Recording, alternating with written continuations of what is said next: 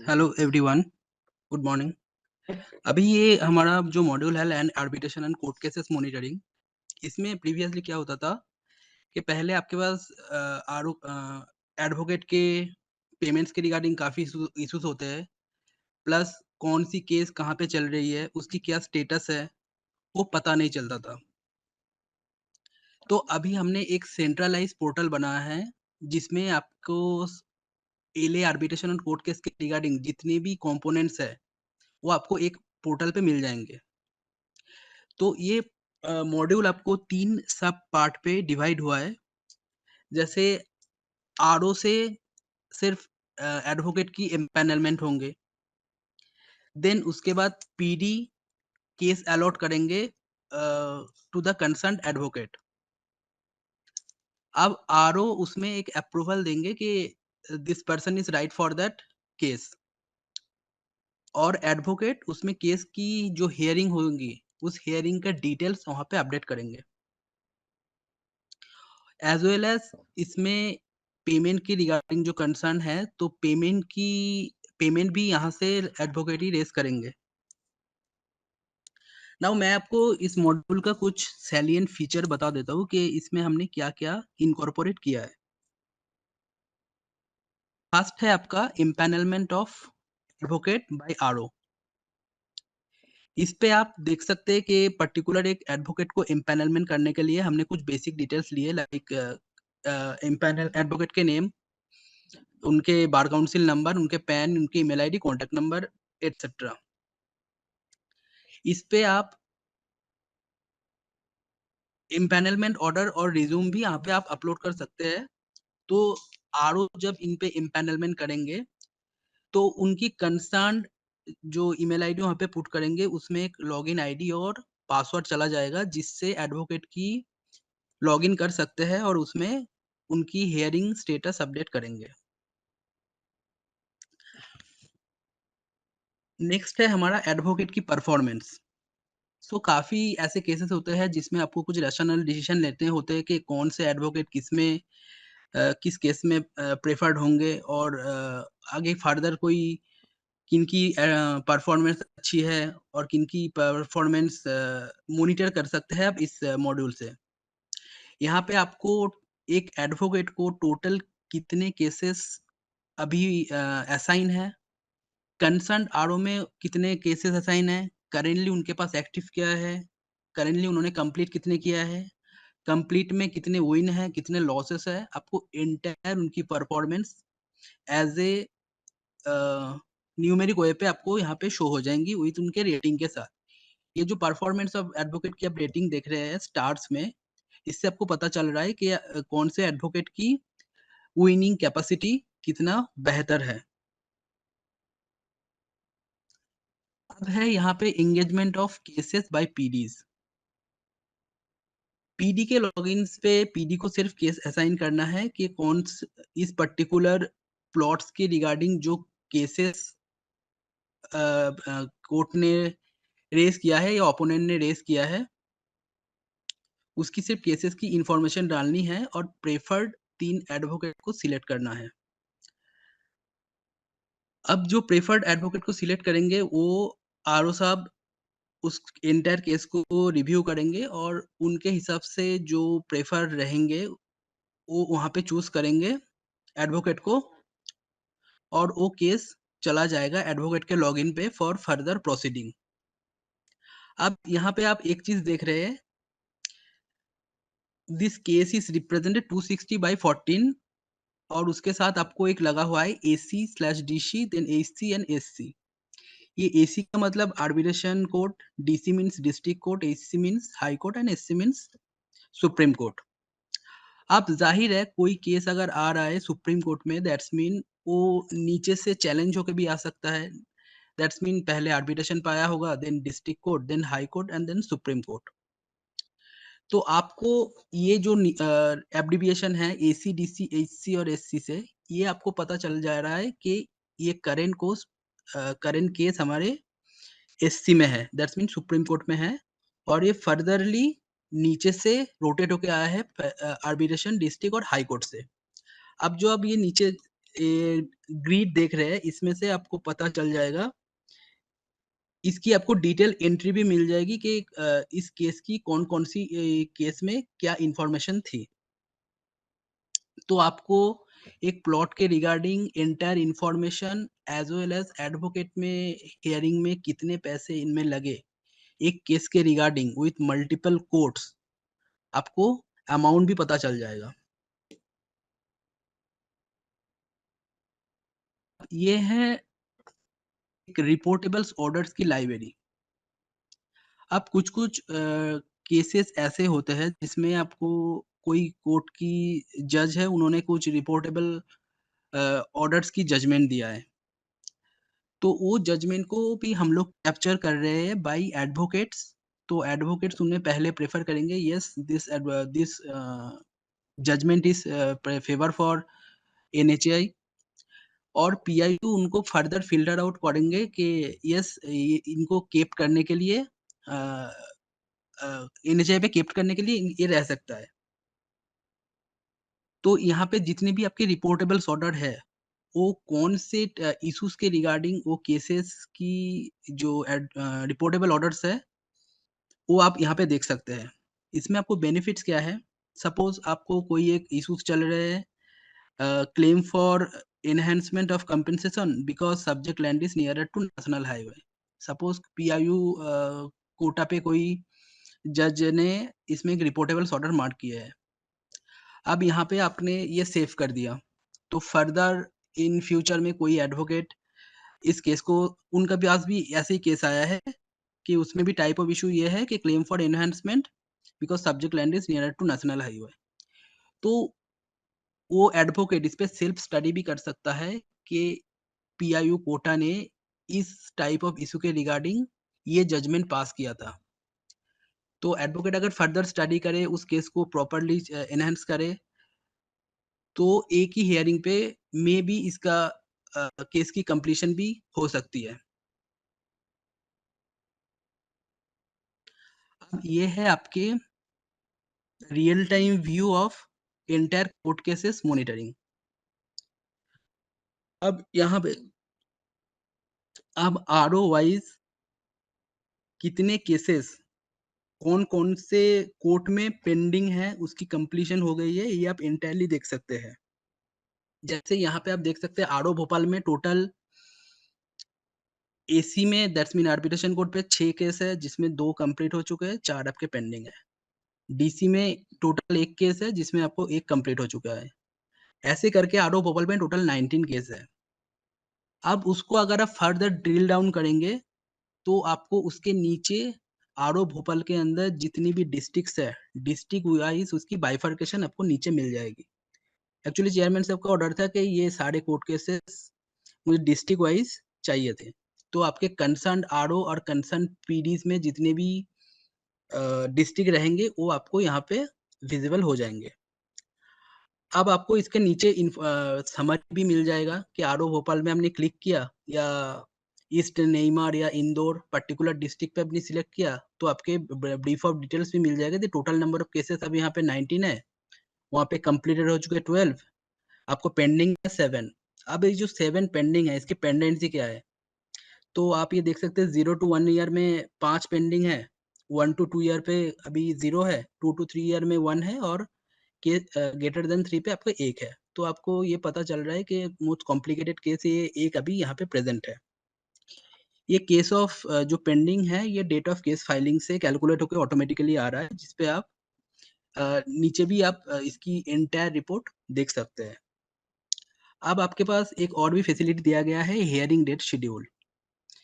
आपके कंसर्न पीडीज़ और आरओज़ में जितने भी केसेस की फ्यूचर हियरिंग होती होंगी, वो सारे आपको कैलेंडर वाइज़ उसकी हिस्ट्री भी मिल जाएँगे, कि आप यहाँ पे देख रहे हैं 20th को इस केस नंबर पे हियरिंग होना है।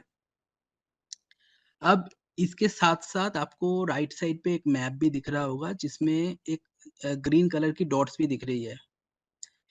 ये डॉट बेसिकली आपकी वही पर्टिकुलर प्लॉट है, जिस पर्टिकुलर प्लॉट पे आपकी ये डिस्प्यूट चल रहा है। तो फर्दर आप इसको जब ज़ूम इन करेंगे, तब कुछ आपको ऐसा दिखेगा। उस पर्टिकुलर प्लॉट की एंटायर जो बाउंड्री है वो दिखेगा, उसके साथ-साथ जब आप उसको क्लिक करेंगे, तो उसमें मान लीजिए आर्बिट्रेशन डिस्ट्रिक्ट हाई कोर्ट का 4 कोर्ट से होके गुज़र के आया है, तो उसकी सारी ब्रीफ ऑफ इन्फॉर्मेशन भी आप इस प्लॉट के क्लिक करने में आपको इसका मिल जाएगी। अब इसके नीचे आपको एक और टैब दिया हुआ है एनालिटिकल रिपोर्ट्स। सपोज़ आपने आरओ वाइज़ या डिस्ट्रिक्ट वाइज़ आपने केसेस तो देख लिया कि कौन से कोर्ट में कितने केसेस हैं। अब उसको आपको फर्दर इन्फॉर्मेशन भी चाहिए कि मुझे इसका डिटेल इन्फॉर्मेशन भी चाहिए। तो आप ये एनालिटिकल रिपोर्ट ओपन करेंगे, इसके अंदर आपको सारा वो डिटेल्स दिया हुआ है। आप इसको सिंपली डाउनलोड कीजिए, आपको यहाँ पे मिल भी सकता है। अब अब इसके साथ और कुछ ऐसे फीचर्स दिया हुआ है, जिसमें पीडी एडवोकेट भी इसमें एनालिटिकल टास्क परफ़ॉर्म कर सकते हैं।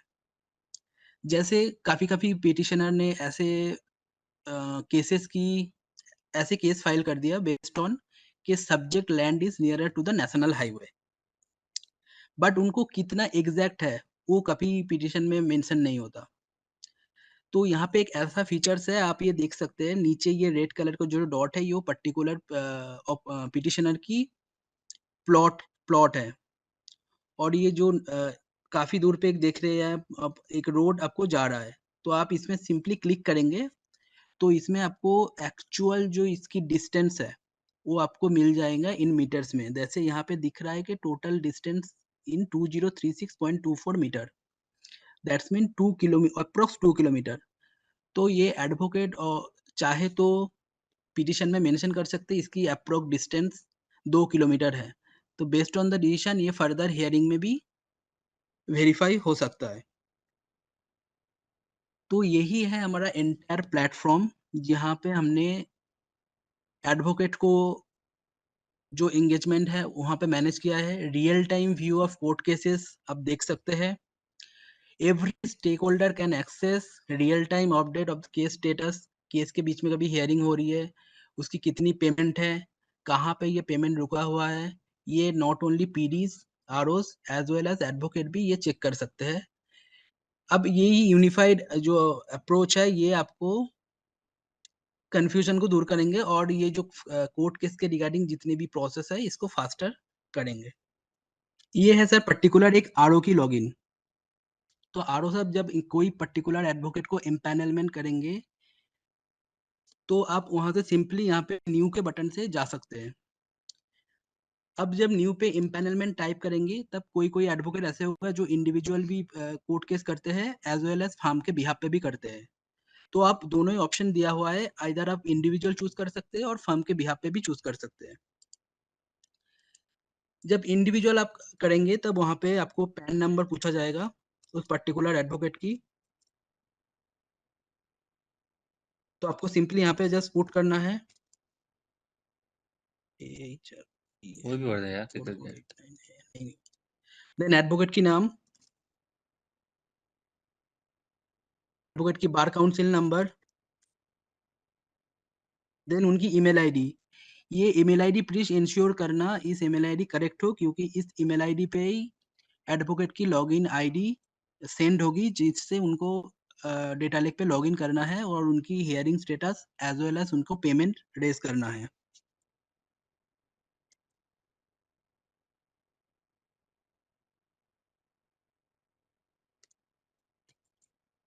एड्रेस के टैब पे प्लीज़ इंश्योर करना उनके पूरे करेक्ट फुल एड्रेस हो।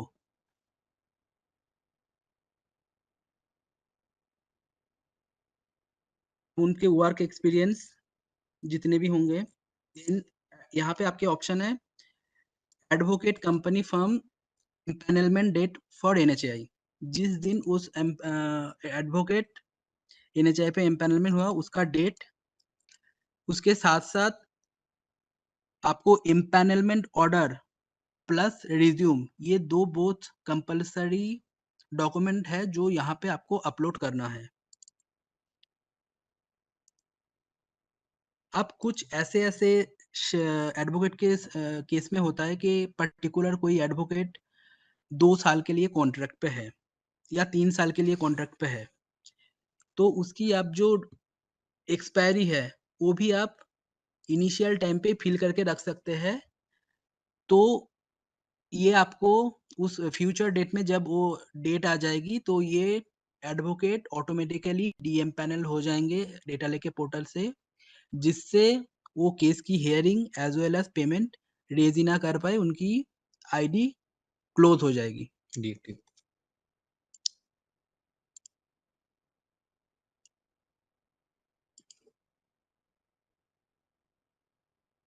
मोबाइल नंबर से ठीक है। हुँ।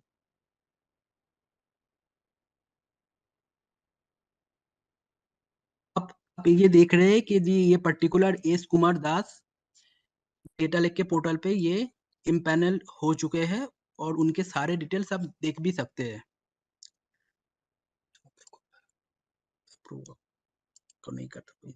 अब सपोज़ इसको डीएमपैनल आपको करना है, काफ़ी 6 महीने के बाद या 7 महीने के बाद, तो आप यहाँ पे डीएमपैनल भी कर सकते हैं।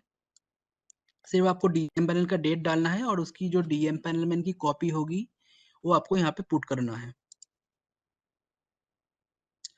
आप इन बिटवीन चाहे तो एडवोकेट की जो डिटेल्स बेसिक डिटेल्स है like email ID, contact number, address, ये आप अपडेट भी कर सकते हैं, जो यहाँ पे हमने ऑप्शन ऑलरेडी दिया हुआ है। अब यहाँ पे एडवोकेट एक्टिविटी लॉग पे आप ये भी इंश्योर कर सकते हैं कि सपोज़ कोई एडवोकेट 2016 में इम्पैनल्ड हुआ, 2018 में डीएमपैनल हो गया, फिर 2021 में आया, फिर 2024 पे चला गया। तो आप जितनी बार उनको इम्पैनलमेंट, डिसएम्पैनल करेंगे, सारी एंटायर हिस्ट्री उस एडवोकेट की आपको यहाँ पे मिल जाएँगे।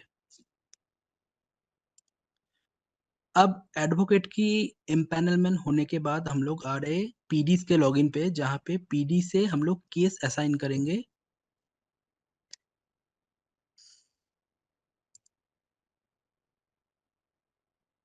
सही है। लॉग आउट कर देना इसको, ज़रूरत पड़ेगी।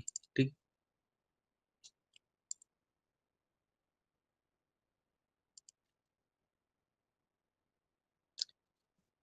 अब पीडीज़ के लॉगिन पे पहला ग्रिड आपको यही दिखेगी कि कौन-कौन से केसेस आपके पास हैं। अब आपको कोई नहीं, एक उनको ये समझ में नहीं आए। सर्च में जाके कौन-सा मेनू टाइप करें, वो शुरू से चल रहा है एक बार। अच्छा, एआई वाले अगर नहीं पता हाँ। तो पहले आपको ये सर्च करना है land arbitration court case details. तो जब भी आप ये लैंड आर्बिट्रेशन कोर्ट केस डालेंगे, ये आपको एंटायर ग्रिड आपको यहाँ पे शो होगी कि आपको रिपोर्ट्स के फॉर्म पे दिखेंगे। अब आपको कोई नया केस अलॉट करना है, तो सिंपली आप ये जो न्यू अलॉटमेंट फॉर केसेस, इस पे आप जाएँगे, आपको केस की सारी इन्फॉर्मेशन ड्रॉप डाउन बॉक्सेस पे है, आप सिर्फ वहाँ पे सिलेक्ट करना है। सपोज़ कोई एक केस है जिसका आपने पर्टिकुलर प्लॉट पे डिस्प्यूट चल रहा है, आप उस पर्टिकुलर प्लॉट की यूपीसी आपने सिलेक्ट कर लिया।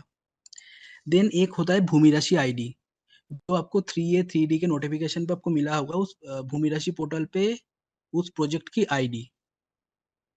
तो पीएफएमएस करके होता है, वो आपके आपको यहाँ पे मैनुअल इनपुट करना है। देन आता है एक ब्रीफ ऑफ इश्यू, किस रीज़न से पट वो केस की डिस्प्यूट रेज़ हुआ है, उसकी एक ब्रीफ ऑफ डिटेल्स आप यहाँ पे डालेंगे। जैसे इनकैशमेंट ऑफ पेमेंट। अब आता है टाइप ऑफ कोर्ट, कौन से कोर्ट पे वो केस अभी चल रहा है। Arbitrator, district, high court, supreme court, आप यहाँ पे सिलेक्ट कर सकते हैं। अब यहाँ पे 3D नोटिफ़िकेशन नंबर, ये इनिशियली आपको फ़िल करना होगा अभी, राइट नाउ ये 3D नोटिफ़िकेशन डेट और 3D नोटिफ़िकेशन की डॉक्यूमेंट। वन्स हमारे भूमि राशि के साथ इंटीग्रेट हो जाए, तो ये इन्फॉर्मेशन भी आपको एंट्री करने की ज़रूरत नहीं है, ये ऑटोमैटिकली वहाँ से फेच होके आ जाएगा। अब कुछ ऐसे-ऐसे केस होते हैं लाइक पुराने केसेस लाइक 1989 के या उस टाइम के, जिसमें 3D और 3G का जो इन्फॉर्मेशन है उसमें नहीं होता। तो आप सिंपली यहाँ पे एक बटन दिया हुआ है ओल्ड केसेस के लिए। ये ओल्ड केसेस आप जब इनेबल करेंगे, तो ये 3D और 3G के जो इन्फॉर्मेशन है, ये मैंडेटरी नहीं रहेंगे। अगर आपके पास है तो डाल सकते हैं, अदरवाइज़ मैंडेटरी नहीं है। देन आता है आपको स्टेट, डिस्ट्रिक्ट और सब डिस्ट्रिक्ट और विलेज। ये आपकी वही है जो आपको उस पर्टिकुलर प्लॉट की आइडेंटिफिकेशन। सपोज़ मैंने चूज़ किया मध्य प्रदेश, देन उनके जो कंसेक्यूटिव डिस्ट्रिक्ट है यहाँ पे आपको आ जाएगा, लाइक भोपाल, देन उसके सब डिस्ट्रिक्ट आप पे आ जाएगा। मैंने चूज़ कर लिया हुज़ूर, देन आपका विलेज, उस पर्टिकुलर विलेज भी आप चूज़ करेंगे। अब आ जाता है केस नंबर। केस नंबर आपको जो मिला होगा, वहाँ पे आप यहाँ पे पुट करेंगे। देन जो अपोनेंट पार्टी नेम होंगे, मिस्टर आप यहाँ पे पुट करेंगे S Kumar. Party name NHI पे जो होगा लाइक पीआईयू, मधुपुर, काला और व्हाटएवर जो भी आपको रहेगा यहाँ पे आपको पुट करना है। अब यहाँ पे आता है सर्वे नंबर, सर्वे और प्लॉट नंबर। सपोज़ कोई एक सिंगल प्लॉट है तो आप एक सिंगल डाल सकते हैं, अगर मल्टीपल है तो कॉमा करके आप उसको डाल सकते हैं। जितने हैं आपको सारे वहाँ पे कॉमा करके पुट करना है। बटा क्यों लगाया? अब यहाँ पे है date of case filing. Date of case filing आपको यहाँ पे डालने हैं। अब कुछ-कुछ ऐसे भी केसेस होंगे जहाँ पे आर्बिट्रेशन कोर्ट पे केस नंबर तो अलॉट हो जाता है, बट उसकी केस नंबर केस फाइलिंग का डेट नहीं देते। तो आर्बिट्रेशन कोर्ट पे डेट ऑफ केस फाइलिंग भी मैंडेटरी नहीं है।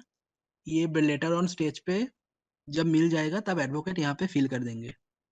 लेकिन रिमेनिंग जो डिस्ट्रिक्ट, हाई कोर्ट और सुप्रीम कोर्ट में है, वहाँ पे इनिशियली केस फाइलिंग मिल जाती है, वहाँ पे आपको मैंडेटरी पुट करना ही है। देन डेट ऑफ नोटिस और नोटिस की डॉक्यूमेंट, ये आपको इनिशियली अगर मिल रहा है तो आप वहाँ पे पुट कर सकते हैं, otherwise advocate later on stage पे इसको फिल भी कर सकते हैं। देन यहाँ पे एक ऑप्शन है व्हेदर प्रोजेक्ट इज़ हैम्पर्ड और नॉट, यहाँ पे आपको 2 ही ड्रॉप डाउन है, येस और नो, आपको यहाँ पे जस्ट सिंपली चूज़ करना है। अब यहाँ पे एक ऑप्शन है एनएचआई एप्लीकेंट और रिस्पोंडेंट, यहाँ पे आपको रेडियो बटन है, बस आपको सिलेक्ट करना है।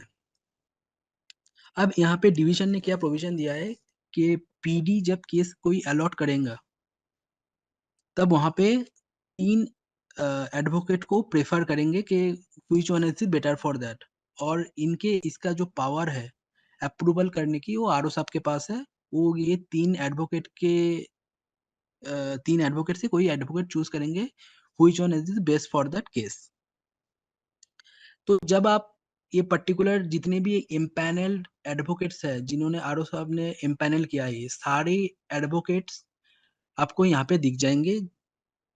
आप सिंपली उसको उस पर्टिकुलर एडवोकेट को जब सिलेक्ट करेंगे, तब राइट साइड पे आप उनकी जो परफॉर्मेंस है, कि टोटल नंबर ऑफ केसेस उनके उस पर्टिकुलर एडवोकेट के पास कितने हैं, कंसर्न्ड आरओ में कितने हैं, कंप्लीट कितने हो चुके हैं, करेंटली एक्टिव कितने हैं, कितने विन हैं, कितने लॉस है, ये रिकॉर्ड्स भी आप यहाँ पे देख सकते हैं कि so PD can take rational decision कि इस एडवोकेट कौन से मेरे 3 बेटर एडवोकेट रहेंगे। तो सिंपली आप यहाँ पे स्क्रॉल भी कर सकते हैं, प्लस आप कोई पर्टिकुलर एडवोकेट है, वो आप सर्च भी कर सकते हैं। अब यहाँ पे आप इसके साथ-साथ नाम के साथ-साथ उसके पास में आप पैन नंबर भी देख सकते हैं, जिसमें आपको कोई कन्फ्यूज़न नहीं रहे कि अगर सेम नंबर के, सेम नेम के कोई अगर एडवोकेट रहे, तो इससे आपको डिफरेंशिएट हो जाएँगे। अब आपने जब कोई एडवोकेट को सिलेक्ट कर लिया, उसकी जो डिटेल्स है नीचे आप यहाँ पे देख सकते हैं। Email ID, contact number, bar council number, ये एंटायर इन्फॉर्मेशन आप देख सकते हैं। ऐसे करके ही आपको टोटल 3 एडवोकेट को चूज़ करना है।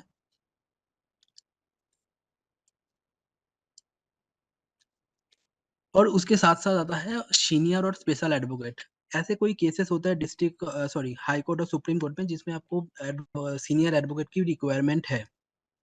तो अगर सीनियर एडवोकेट की आपको रिक्वायरमेंट है इनिशियली, तो आप वहाँ पे डाल सकते हैं। अगर केस ऑनगोइंग चल रहा है, तो उन इन बिटवीन भी आप यहाँ पे सीनियर एडवोकेट की इन्फॉर्मेशन एंट्री कर सकते हैं। मैं इनिशियल पे ही आपको करके दिखा देता हूँ, ये कैसे परफ़ॉर्म करता है। यहाँ पे भी आपको सेम ही ऑप्शन है कि जितने आपके एडवोकेट्स सीनियर एडवोकेट्स होंगे, आप यहाँ पे सिंपली सर्च करेंगे कौन से एडवोकेट है। अगर आपके पास नहीं है, तो आप सिंपली यहाँ पे ऐड भी कर सकते हैं। यहाँ पे भी सेम ही ऑप्शन रहेगा इंडिविजुअल और फर्म बेसिस, और यहाँ पे आप इसकी एंट्री इन्फॉर्मेशन यहाँ पे फाइल करेंगे। अब जब यहाँ पे आप सीनियर एडवोकेट की एंट्री फिल करेंगे, तो इसकी कोई लॉगिन आईडी क्रिएट नहीं होगी। ये सिर्फ एज ए रिकॉर्ड पर्पसेस यहाँ पे एंट्री होगी। अब ये सारी इन्फॉर्मेशन आपके पास आ गया। इसके बाद आपको एक डॉक्यूमेंट अपलोड करना है कि ये particular case in senior advocate को दिया गया हुआ है। जो हेडक्वार्टर से आपकी ऑर्डर आती है, उसकी जो ऑर्डर कॉपी आपको यहाँ पे सिंपली पुट करना है। अब यहाँ पे 2 ऑप्शन दिया गया हुआ है कि सीनियर एडवोकेट मेन और सीनियर एडवोकेट एडिशनल। अगर आपको रिक्वायरमेंट है, तो आप यहाँ पे सीनियर एडवोकेट एडिशनल भी डाल सकते हैं। अब इन बिटवीन ऐसे भी कुछ होते हैं कि एक विलेज में 40 एप्लीकेंट ने एक साथ केस कर दिया। तो ज़ाहिर है वो सेम एडवोकेट के पास ही जाएगा। जैसे बंच ऑफ केसेस आपके होते हैं, तो वो बंच ऑफ केसेस भी आप ऐड केस करके यहाँ पे पुट कर सकते हैं।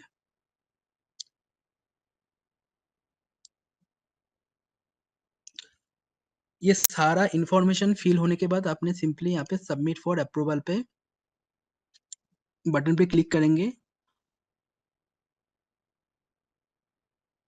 और यहाँ पे आप देख सकते हैं जो एडवोकेट अप्रूवल है, यहाँ पे आपको लिखा आ रहा होगा pending from RO. That's mean ये आरओ साहब के पास चला गया, अभी भी वो करेंटली पेंडिंग पे है। तो मैं किसी आरओ से लॉगिन करता हूँ, जिसमें आपको उनकी अप्रूवल मैं आपको शो करवाता हूँ।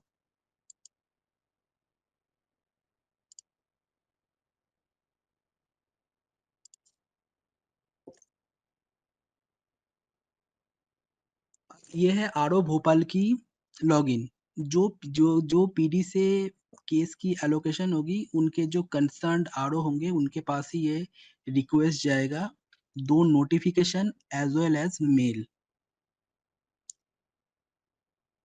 तो पीडी साहब के आरओ साहब के पास ये ऑप्शन है एक्शन का, अप्रूव एडवोकेट। तो जब ये आरओ साहब अप्रूव एडवोकेट करेंगे, ये एंटायर इन्फॉर्मेशन जो पीडी ने फिल किया है, वो सारा इन्फॉर्मेशन यहाँ पे tab as a report format उनको दिखेंगे। अब आरओ साहब को डिसीजन लेना है कि ये पर्टिकुलर जो 3 एडवोकेट है, ये 3 एडवोकेट में कौन सा प्रेफर्ड है। तो मिस्टर एस कुमार दास को मैं एज ए सिलेक्ट कर रहा हूँ, और सीनियर एडवोकेट के लिए कोई अप्रूवल नहीं है, वो सिर्फ as a record keeping purposes आपको यहाँ पे दिखेंगे आरओ सर को। देन आप कर सकते हैं advocate approval. After advocate approval, ये स्टेटस आपका देख रहे हैं approve by RO. That's mean ये आपको ये कंसिडर हो रहा है कि आरओ साहब ने वो पर्टिकुलर एडवोकेट को असाइन कर दिया है, और ये केस उस पर्टिकुलर एडवोकेट के ग्रिड पे चला जाएगा। अब मैं आपको एक एडवोकेट की लॉगिन पेज आपको दिखा रहा हूँ।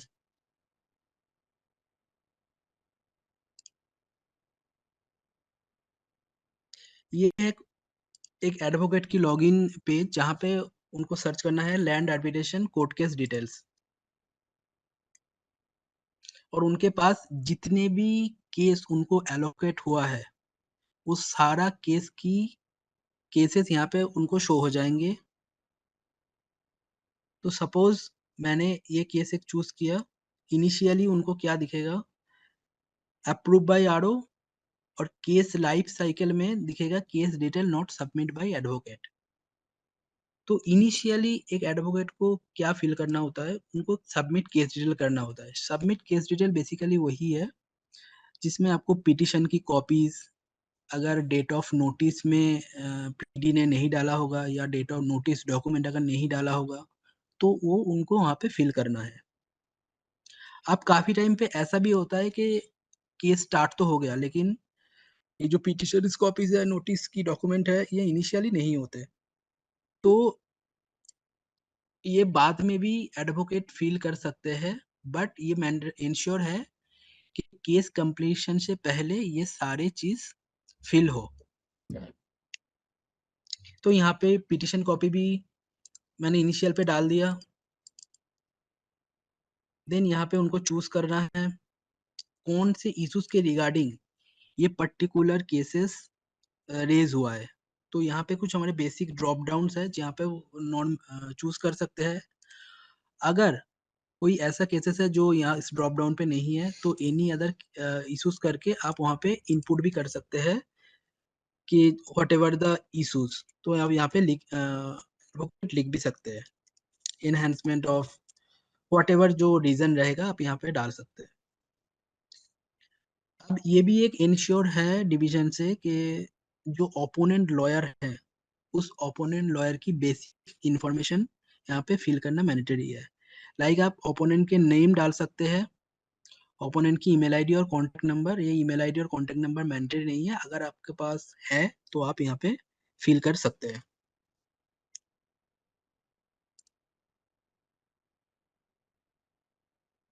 अब एडवोकेट को सिर्फ़ एक ही काम करना है कि जो अपडेट कोर्ट में उनकी हियरिंग हुआ है, उस हियरिंग का इन्फॉर्मेशन यहाँ पे डालना है। तो पहले आप उसको चूज़ कर सकते हैं कि हियरिंग का डेट डालना है, कि कौन से फ्यूचर के डेट में ये पर्टिकुलर केस की हियरिंग होगी। तो सपोज़ 15, 16, 17 कुछ भी डाल सकते हैं जिस दिन होगी। मैंने इसको 15 इसके लिए चूज़ किया कि आप अगर 17 को या 18 या 19 को कर रहे हैं, तो 19 तारीख जब आएगा उसके बाद ही आपकी केस की डिटेल, हियरिंग की जो डिटेल्स है वो अपडेट कर सकते हैं, उसके पहले नहीं कर सकते। सपोज़ ऐसा भी होता है कि आपने 25 अप्रैल को शेड्यूल कर दिया इस केस की हियरिंग डेट। अब फॉर समहाउ ये पोस्टपोन भी हो सकता है, प्रीपोन्ड भी हो सकता है। तो उसके लिए भी ऑप्शन है रीशेड्यूल ऑफ हियरिंग डेट। आप simply reschedule of hearing date पे जाके इस केस की डेट्स को ऑल्टर कर सकते हैं।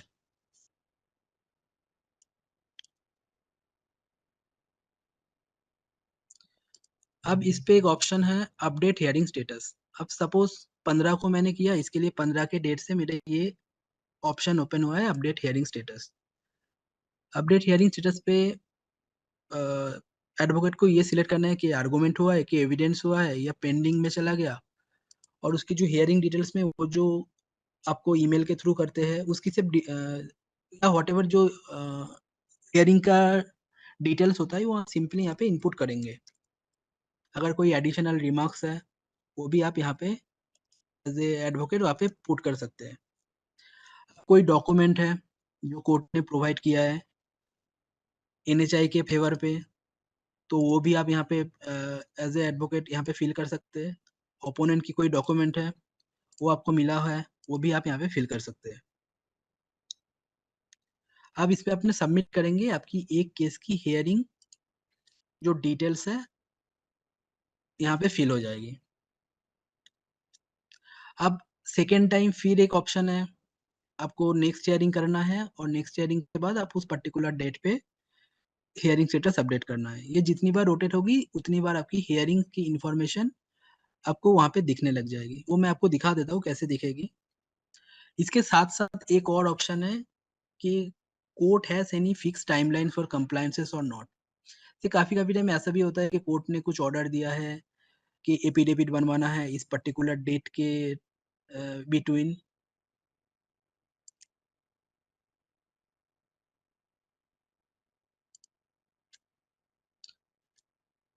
तो सपोज़ आप वो चूज़ करेंगे एनएचआई और ओपोनेंट, रिस्पॉन्सिबिलिटी किनके अगर कंप्लायंसेस है तो, उसके रिमार्क्स यहाँ पे पुट करेंगे।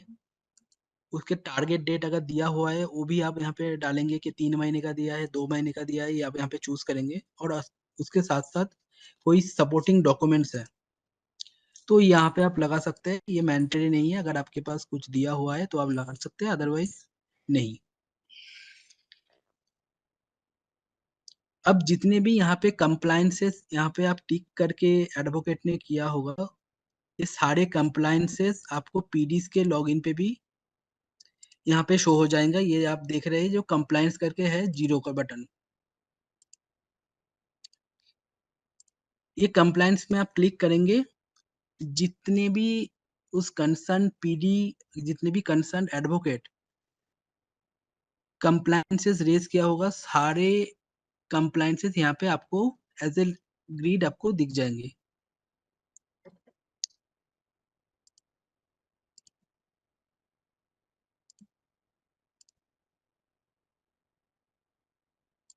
आफ्टर दैट 3-4 एडवोकेट जितने भी हियरिंग उसके अपडेट हुआ है, वो सारे यहाँ पे एडवोकेट ने फिल किया। अब इसके बाद इसका लास्ट ऑप्शन आता है डिस्पोज़ ऑफ, मतलब केस की कंप्लीशन। केस हियरिंग यहाँ पे हियरिंग डिटेल्स पे अब डिस्पोज़ ऑफ जब हो रहा है, तब उसके हियरिंग डिटेल्स पे जो भी जजमेंट दिया हुआ है, उसकी डिटेल्स आप डाल सकते हैं। प्लस अगर कुछ रिमार्क्स है, वो भी डाल सकते हैं। उसके साथ डॉक्यूमेंट बोथ एनएचआई और ओपोनेंट की, ये भी आप यहाँ पे फिल कर सकते हैं। इसके साथ-साथ ये 2 ऑप्शन और हैं, एनएचआई उसमें विन हुआ है कि लॉस्ट हुआ है, वो आपको यहाँ पे मेंशन करना है। प्लस जो फाइनल कोर्ट ऑर्डर है, during the time of completion जज एक फाइनल कोर्ट ऑर्डर के जजमेंट देता है। बेसिकली वो जजमेंट आपको यहाँ पे अपलोड करना मैंडेटरी है। अब एज़ ए एडवोकेट उनको अगर लगा कि ये पर्टिकुलर जो जजमेंट है, ये कोई रिपोर्टेबल है, जो हमारे एक सेक्शन है लाइब्रेरी पे जाके ये स्टोर होगा, तो वो उस पर्टिकुलर कोर्ट ऑर्डर को रिपोर्टेबल भी मार्क कर सकता है। ये रिपोर्टेबल मार्क करने के बाद ये पर्टिकुलर जितने भी आपके यार ये क्या हो गया? जितने भी हियरिंग हैं, सारे आपको एज़ ए इन्फॉर्मेशन यहाँ पे शो हो जाएगी।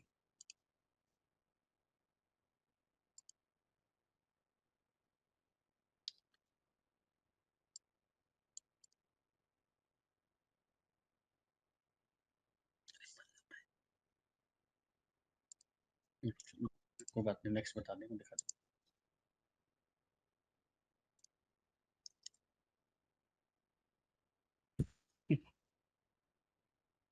ये क्या कह रहे हैं? 7,000 केस बाकी।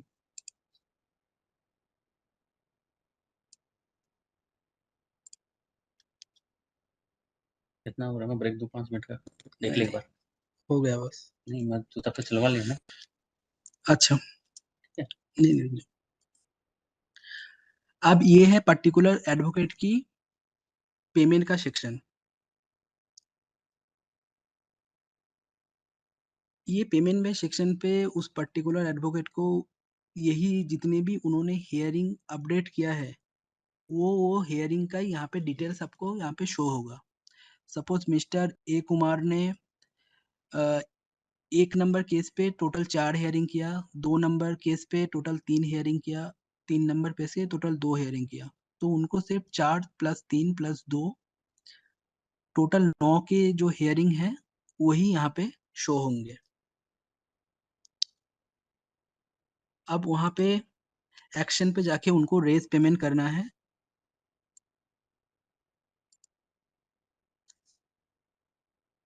बता।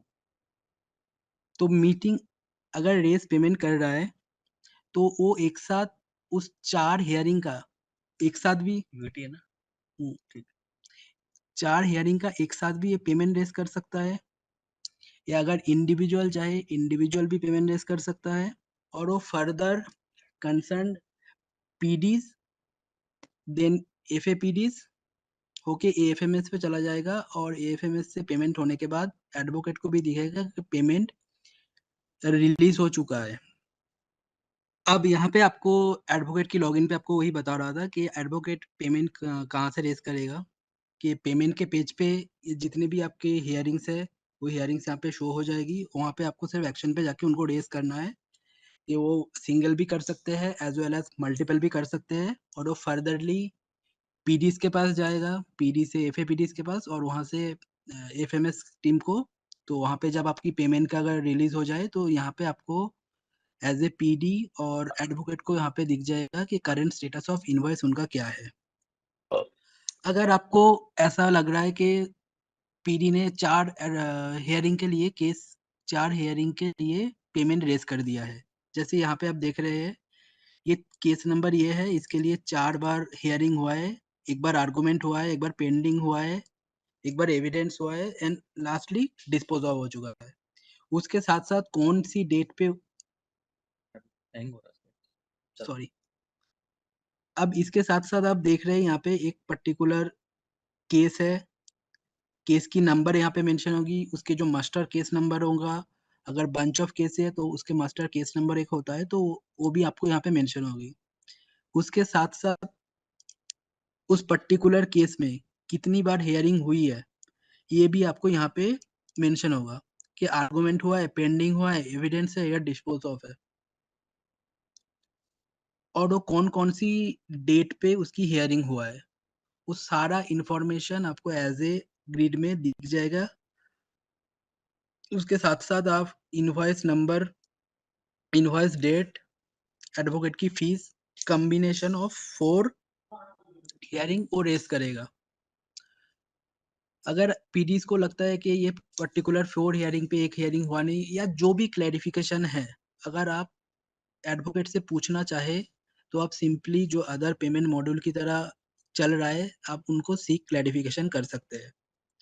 सीक क्लैरिफ़िकेशन करने के बाद एडवोकेट के लॉगिन पे वो आ जाएगा और एडवोकेट को उसका रीज़न वहाँ पे पुट अप करना पड़ेगा कि इस पर्टिकुलर रीज़न के लिए मैंने ये डाला है। अगर वो कुछ डॉक्यूमेंट्स अपलोड करना चाहे, वो भी अपलोड कर सकता है विद डीएससी के साथ। एडवोकेट को पेमेंट रेज़ करने के लिए डीएससी मैंडेटरी है, ये आपको उनको बताना पड़ेगा कि डीएससी चाहिए पेमेंट रेज़ करने के लिए। ये तो आपके जितने भी एडवोकेट्स जूनियर है, वो रेज़ कर लिए। Now coming two point of senior advocate. अगर सीनियर एडवोकेट्स कोई आ रहा है और उनकी जो पेमेंट है, उसकी पेमेंट की सिर्फ़ रिकॉर्ड रखना है, उसकी कोई फ्लो नहीं है। जैसे सीनियर एडवोकेट ने पेमेंट रेज़ किया, पीडीज़ के पास गया, पीडी से एफएपीडीज़ के पास गया। सीनियर एडवोकेट की पेमेंट को सिर्फ़ Seriously, yeah, कंसर्न not जो bad. पीडी है, उनको अपडेट करना मैंने है। मुंबई पता नहीं। हेलो, अब क्या प्रोग्राम है तुम्हारा? यहाँ पे सीनियर एडवोकेट की पेमेंट की आपको यहाँ पे सिंपली सर्च तो से आप आएगी आएँगे क्या वो? Land arbitration senior advocate payment, तो आपको ये ग्रिड दिख जाएगी। अब यहाँ पे कोई पर्टिकुलर केसेस पे ठीक है, तो आते हैं। हियरिंग अगर अपडेट हुआ है, हाँ उस तो भाई हम 1 पर्टिकुलर बजे सीनियर कब आए एडवोकेट के बताओ? रहते, तो 12:30 वो तो हो गया। सारा हियरिंग की डिटेल्स भी आपको यहाँ पे शो हो जाएगी। आपको सिर्फ सिंपली हैं? एक्शन पे जाके वहाँ पे 1 उसकी बजे जो ठीक है। इन्फॉर्मेशन है कि ठीक इतना पेमेंट हुआ है 1.5 लाख, और उसके साथ-साथ ठीक है, जो देखते हैं। उसकी ठीक है, रिसिप्ट है फ़ोन या आया है मेरा डॉक्यूमेंट है, दोस्त। वहाँ पे आपको अपलोड करना है।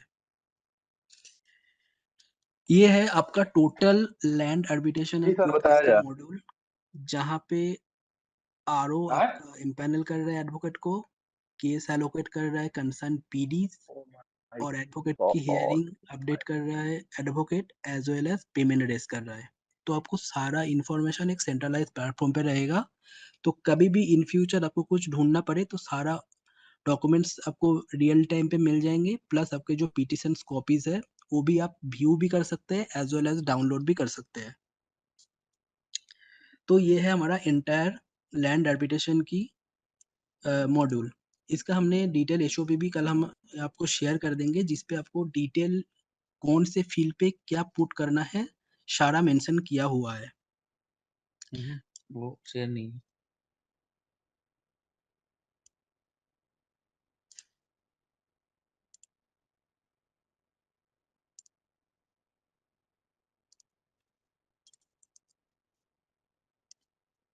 ज़ूम करना। ये आपकी डिटेल एसओपी पे है, ये डिटेल एसओपी भी आपके साथ शेयर हो जाएगा कि कौन से यूज़र को कौन-कौन से फ़ील्ड भरने हैं। यहाँ पे सारा जो फ़िल करने का सेक्शन है वो इक्वली डिवाइडेड किया हुआ है।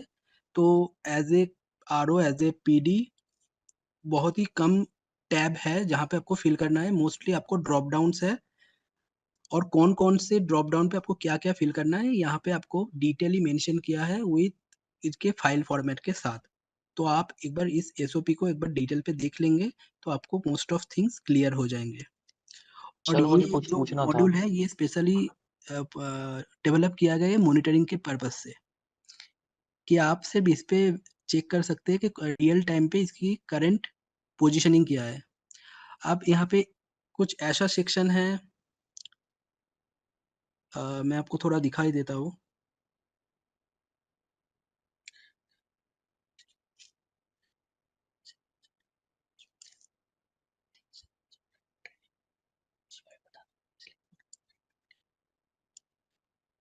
अब इस पे कुछ मॉनिटरिंग, अब ऐसा भी सेक्शन है जिस पे आप सिर्फ़ ये अगर देख सकते हैं कि एक केस में पहले इनिशियल पे कोई एडवोकेट आया, उसके बाद अ, वो एडवोकेट रिमूव हो गया, कोई दूसरे एडवोकेट आया, उसके बाद तीसरे एडवोकेट आया, एज़ वेल एज़ उसके साथ-साथ कोई सीनियर एडवोकेट आया, सीनियर एडवोकेट एग्ज़िट हुआ। ये सारा इन्फॉर्मेशन आप सिर्फ़ मॉनिटर कर सकते हैं कि कौन से डेट पे कौन से एडवोकेट आया प्लस एग्ज़िट हुआ। तो ये specially design for the monitoring purposes.